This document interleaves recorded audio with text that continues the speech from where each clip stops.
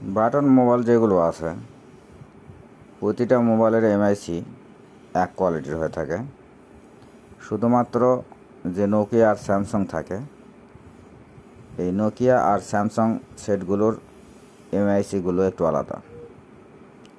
তো আমার কাছে যে নোকিয়া এই মোবাইলটি নিয়ে আসছে কাস্টমার, এটার সমস্যা হচ্ছে কাস্টমার যখন কথা বলে কাস্টমারের কথা আর একজন শুনতে পায় না, আর অপর প্রান্ত থেকে যে কথা বলে তার কথা কাস্টমার শুনতে পারে। যে এই সমস্যার কারণে মূলত এমআইসি নষ্ট হয়ে থাকে। এমআইসি পরিবর্তন করে দিলেই সমস্যার সমাধান হয়ে যাবে। তো স্যামসাং সেটের যে এমআইসি থাকে তার দিয়ে এটা একটু ভিন্ন কোয়ালিটির হয়ে থাকে, আর নোকিয়া সেটের যে এমআইসি থাকে এটা হচ্ছে ঢালাই হয়ে থাকে, মানে এটা হচ্ছে অ্যাডজাস্ট। তো অনেক সময় যে অ্যাডজাস্ট হচ্ছে এমআইসি লাগাতে হবে তারও কোনো কথা নেই। এখানে আপনি যে এমআইসিটা সেট করতে পারবেন সেটাই কিন্তু কাজ করবে, তবে সেট করতে পারলেই কাজ কিন্তু করতে হয়ে যাবে।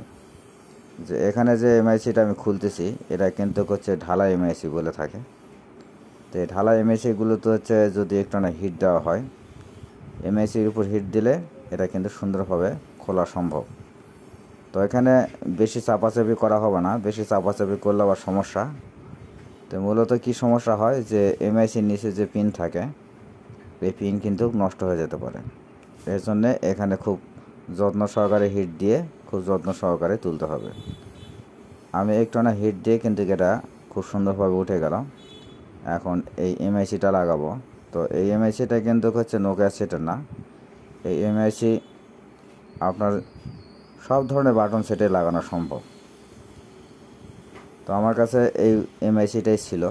তো এই এমআইসি কিন্তু মোটামুটি ভালো মানের একটা এমআইসি।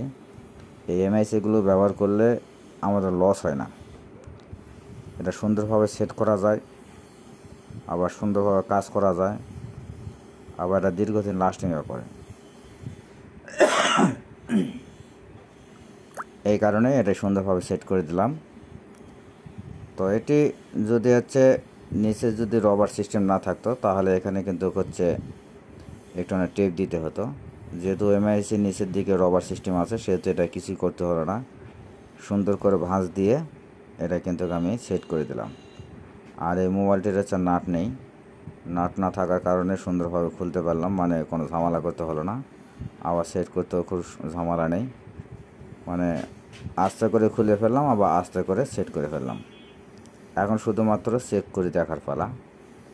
তো আমরা যারা টেকনিশিয়ান আছি, এই টেকনিশিয়ান প্রত্যেকেই কিন্তু একটা কাজ করেন, যে কাজে করা হোক না কেন প্রতিটা কাজে কাজ করার পর সেটা চেক করা হয়।